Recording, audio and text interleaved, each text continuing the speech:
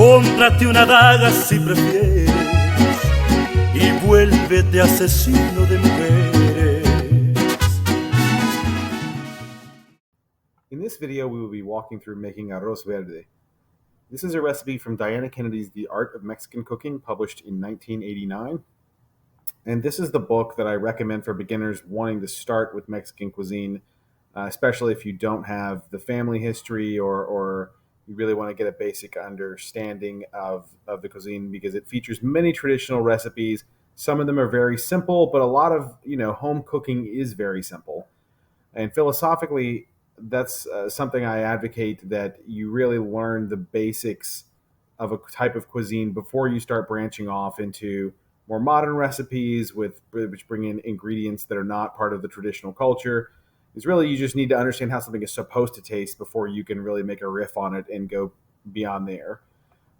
Most people in the United States think of the red arroz a la mexicana at Mexican restaurants. It's red Mexican rice, and it's really certainly delicious, although a lot of restaurants don't make it correctly. You need to make sure that you're frying the rice in oil before you cook it in liquid in order to get the proper flavor and texture. A lot of the rice I see at sort of mainstream Mexican restaurants in the U.S. is mush and not really correct. But there are many different rice recipes cooked using essentially the same method in Mexican cuisine. There's arroz blanco, there's arroz negro, arroz amarillo, and today we're going to make arroz verde, which is a fried rice dish. Instead of the red cooking liquid that we use, it's tomato-based for arroz a la mexicana.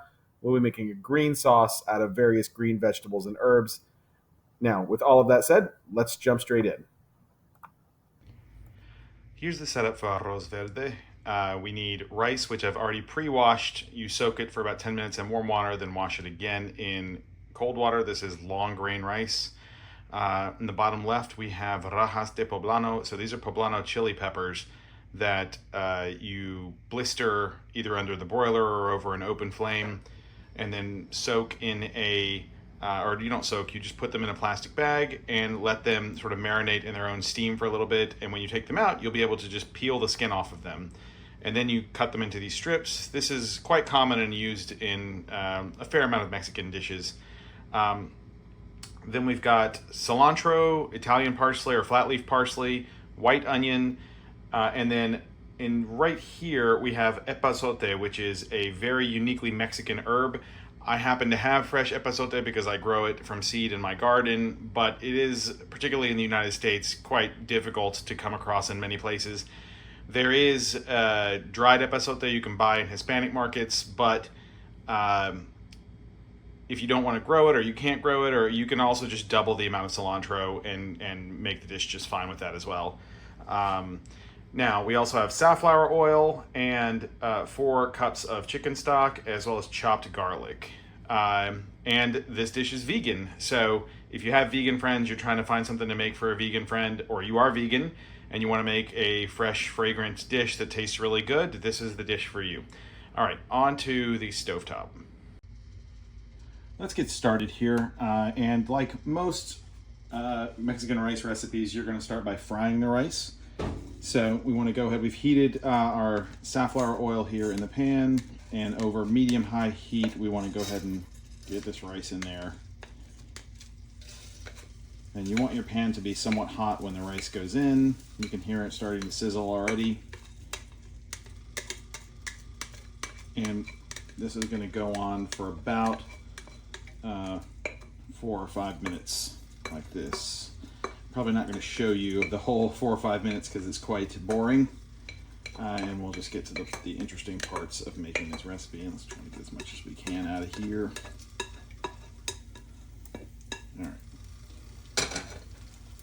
All right, let's just go ahead and toss that in the oil. So, probably unsurprisingly, when you stop and think about it, most Mexican rice recipes are actually sort of similar, at least in chemistry-wise, in some ways, to Spanish paella. You get a lot of, if you go to local Mexican restaurants here in the United States, you'll get a lot of things labeled Mexican rice that are, they're red and they're whatever. Or sometimes they're yellow. They're not very good though, and part of that is because most Mexican rice doesn't have this step right here where it's fried first before cooking in water. So okay, I'm gonna let this go for about 5 minutes, and then we'll be back. And we are back. You'll notice here, if you're doing this correctly and you've really coated all the rice with oil and you've prepped the rice correctly, it should start to turn at this stage very slightly golden. It's pretty subtle, and this is why a visual aid is kind of useful on dishes like this. But yeah, so it won't be white like it was when you started out. So, all right, the next step is to add our onions.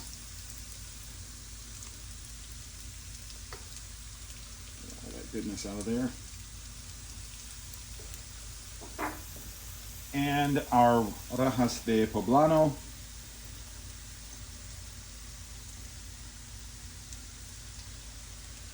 And we're going to stir that up, and that's going to continue to cook here for another few minutes. While this is cooking, we're going to make the sauce that this fried rice is going to do its final cook in. So go ahead and make sure you get that nice and blended in together so that the onions start to fry as well, and the flavor of those poblanos really starts to get immersed in there with the rice. All right, so we have 4 cups of chicken stock, but we're going to take 1 cup and put it in our blender.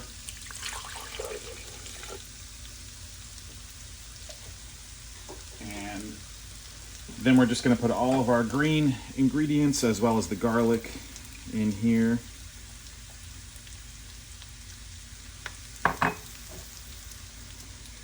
This is the epazote, by the way. Let's see if there's any. Yeah, maybe next time I'll show you one of the full leaves so you can see what this herb looks like and possibly recognize it. It is used, if you want to get deep into Mexican cuisine though, it is used a lot in Mexican cuisine. So it's only used in Mexican cuisine. I've never seen it used outside of Mexican food, but it's used extensively in Mexican food. So maybe worth it if you think you're going to get into this deeply to start growing it every spring. It is an annual, so you'll grow it every year, and then it'll die back in the winter, and you'll have to do it again the next year. But gardening is another one of my hobbies that I get deep into.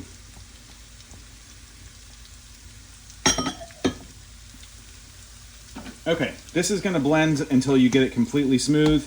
I'm not going to show that on the video here, and this is going to continue to cook for another few minutes. So, all right, we'll be back once the sauce is ready. And the sauce is ready. You can see how very, very green it is, which is the verde part of Arroz Verde. All right, so we're going to go ahead and add it to the pan here with use our trusty rubber spatula. Make sure we get as much of it out of there as possible.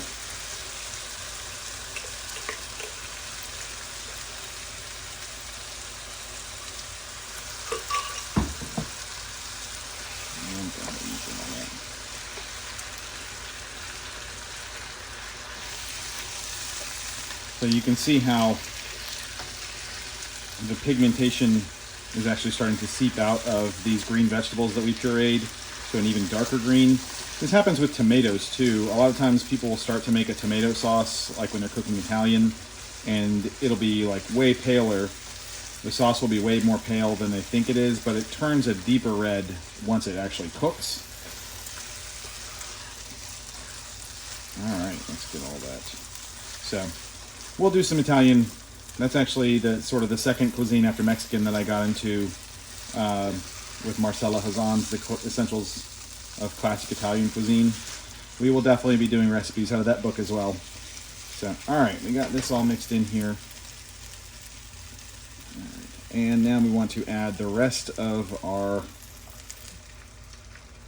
chicken stock.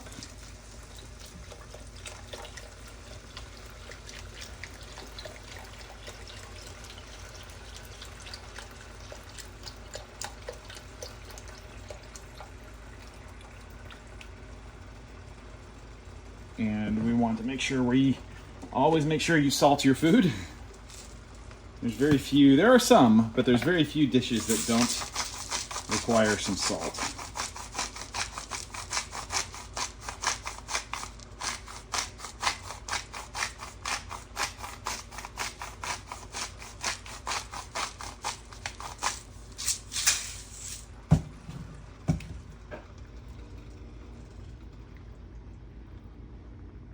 Alrighty.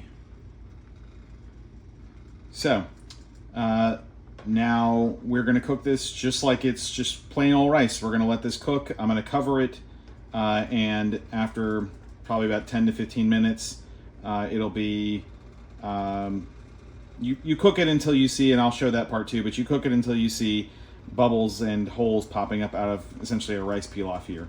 So, alright, see you guys at that stage. Alright, and here is the uncovered finished product in the pan. If you did it right, you should have, like I said, like paella, some nice charred brown bits on the bottom.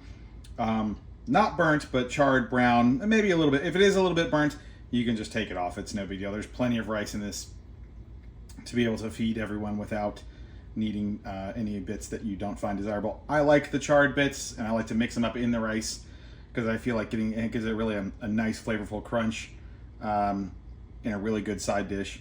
So, all right, we will get this plated up, and we'll have one more segment where we finish up. And here is the plated bowl of rice. As you can see, very green. So now you know, not just red Mexican rice. There's arroz blanco, there's arroz negro, and there's arroz verde.